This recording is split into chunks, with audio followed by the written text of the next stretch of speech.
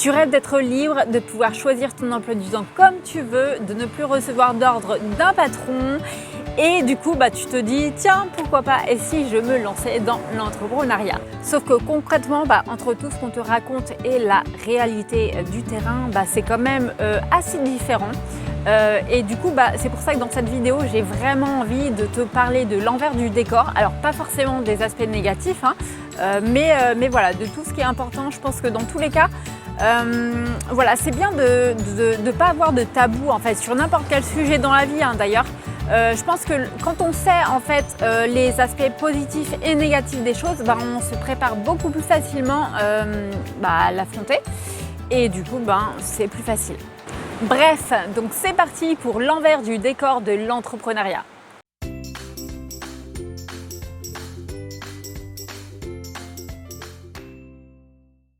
En 1, tu ne seras jamais vraiment 100% libre. Alors je sais bien qu'on te dit l'entrepreneuriat sur internet, bien sûr, égale liberté.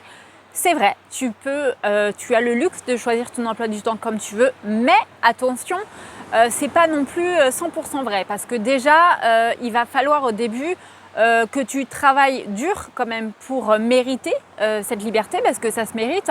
Donc au début ça va être beaucoup d'heures de travail et puis voilà, petit à petit les choses vont se faire et tu vas pouvoir justement profiter de ces moments de liberté. Ensuite tout dépend aussi de ton statut, si tu es plutôt freelance ou vrai entrepreneur comme j'appelle ça.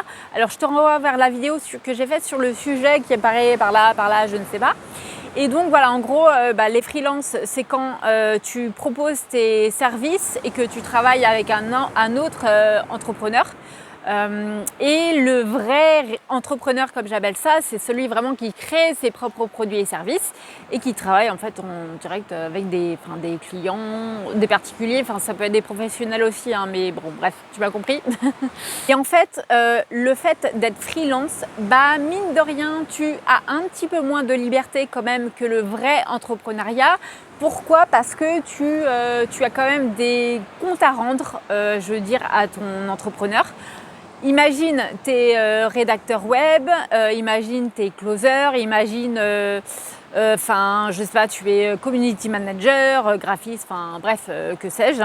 Et voilà, si tu as un travail à rendre pour telle date, va quand même falloir que tu travailles tant de temps.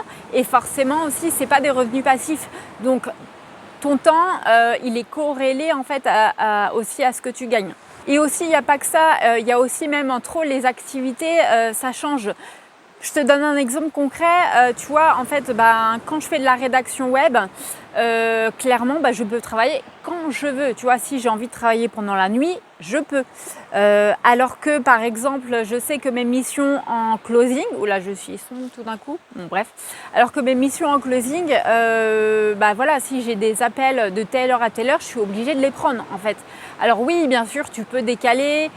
Voilà, si par exemple ton enfant est malade ou tu as un rendez-vous tu peux t'arranger, tu peux choisir quand même, mais ça n'empêche que tu vas pas dire à la personne maintenant je décale parce qu'en fait j'ai juste envie de passer du temps à la plage quoi. À un moment donné ça le fait pas. Et après closer à la plage, je suis pas 100% fan, je pense qu'il vaut mieux être quand même dans un bureau ou au moins sur ta terrasse dans le calme. Et c'est pareil en fait, si tu es coach, tu as quand même des horaires à respecter et tu ne vas pas annuler ou reporter soi-disant parce que tel jour il y a du soleil et c'était pas prévu. Et bref, tu as envie d'en profiter en fait. Mais dans tous les cas aussi, même si tu es vrai entrepreneur, que je sais pas, tu fais du e-commerce ou je sais pas, peu importe. Faut quand même répondre un petit peu aux exigences du client en fait. On dit que le client est roi, bon ça je suis moyennement, on va dire ça se discute.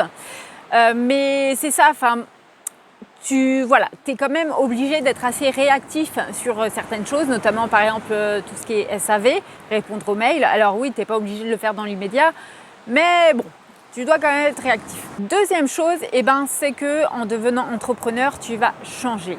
Ouais, ça, je te le dis clairement, tu vas changer. Alors, c'est pas une mauvaise chose. En fait, souvent, on pense que les gens ils disent ouais, t'as changé, et du coup, on pense que c'est mal. Mais non, non, en fait, j'ai envie de dire, l'être humain est amené à évoluer, c'est normal et heureusement même, heureusement que tu n'es pas la même personne qu'il y a, qu'il y a 20 ans.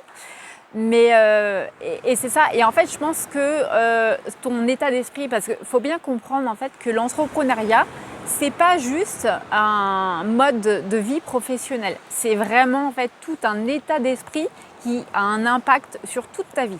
Que ce soit voilà, amoureuse, familiale, enfin toi. Et c'est vraiment un état d'esprit et c'est pour ça qu'il y a, pour moi, vraiment, entrepreneuriat et développement personnel, c'est vraiment indissociable. Tu vas forcément tomber dedans parce que c'est lié. Et il faut en fait, donc le développement personnel, c'est vraiment là en fait pour t'amener à donner, on va dire, la meilleure version de toi.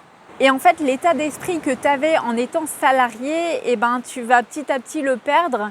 Alors, c'est pas forcément la guéguerre salarié-entrepreneuriat, il y en a un qui est mieux que l'autre. C'est juste que c'est voilà, c'est certain que tu as dit des choses il y a quelque temps, tu les dis peut-être encore maintenant, mais dans quelque temps, tu auras un tout autre discours et c'est tout à fait OK avec ça. Alors, qui dit changement d'état d'esprit, dit aussi forcément risque de tension avec les proches. Parce que ça, malheureusement, ça reste quelque chose d'assez fréquent. Parce que, OK, déjà, ton entourage ne comprend pas forcément ton mode de vie en tant qu'entrepreneur. Mais il y a aussi tout l'état d'esprit qui va avec. En développement personnel aussi, on dit qu'il est extrêmement important de s'entourer de personnes, on va dire, qui t'élèvent et d'éloigner les personnes toxiques. Et ça, malheureusement, en fait, les personnes toxiques, c'est pas forcément des personnes vraiment, enfin, oh là là, c'est faut pas s'en approcher, tout ça. Malheureusement, en fait, sans le vouloir, des personnes bienveillantes peuvent aussi avoir un discours toxique. Donc, faut faire attention à ça. La troisième chose, c'est que tu vas devoir apprendre à te faire confiance. Je t'explique. En fait, quand on arrive dans le monde du business en ligne, forcément, on est novice. Donc, on écoute tout le monde et on a tendance à suivre les conseils de tout le monde. C'est normal, hein, j'ai envie de dire, ça marche partout pareil. J'ai envie de dire, c'est un peu comme la comparaison, quand tu deviens maman, papa, je ne sais pas si c'est ton cas, c'est pareil, ton premier enfant, tu écoutes tout le monde, tu penses que les autres ont tout le temps raison, et ce n'est pas forcément le cas. Il faut se faire confiance.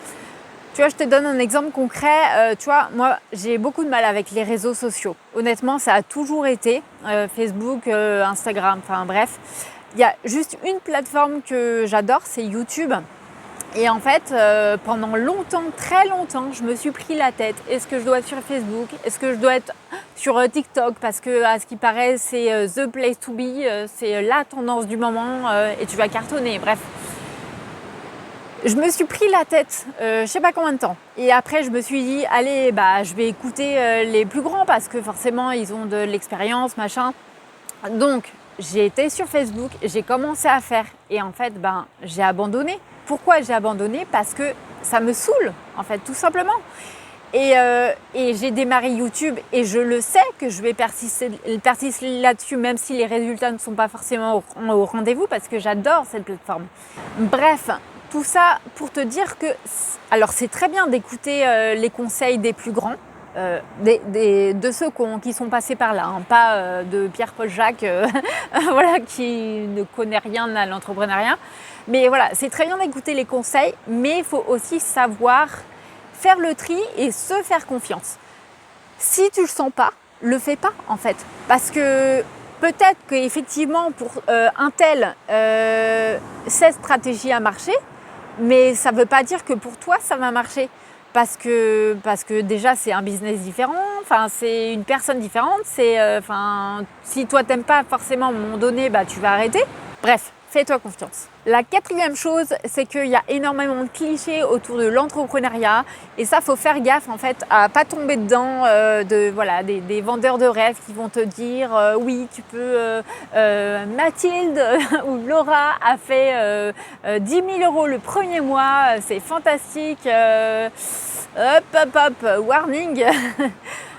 Non, franchement, les 10 000 euros, tu pourras les faire, mais pas tout de suite, quoi. Enfin, à un moment donné, il faut être réaliste.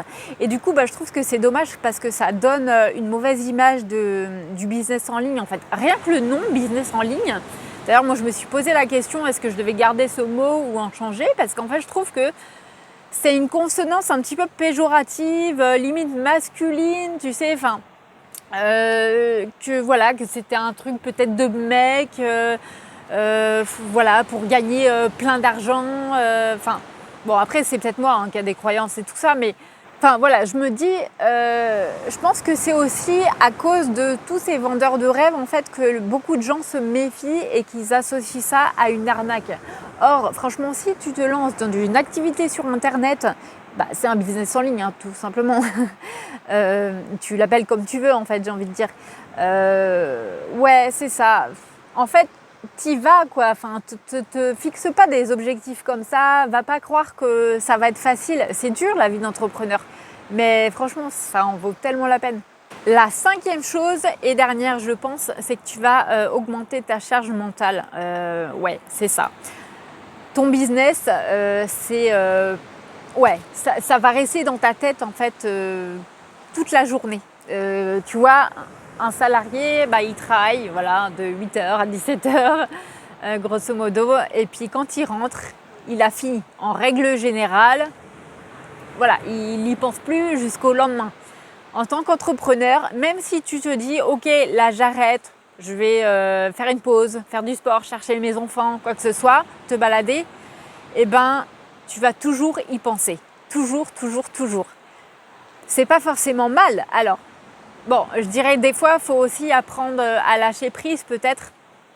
Mais bon, ça c'est un travail de longue haleine.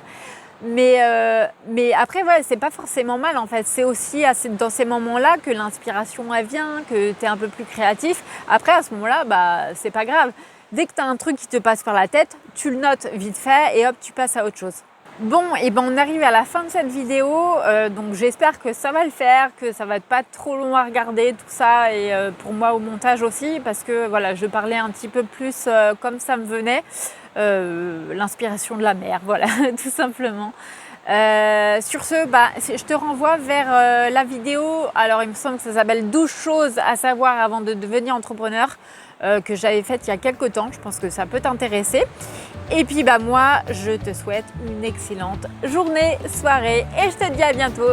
Ciao!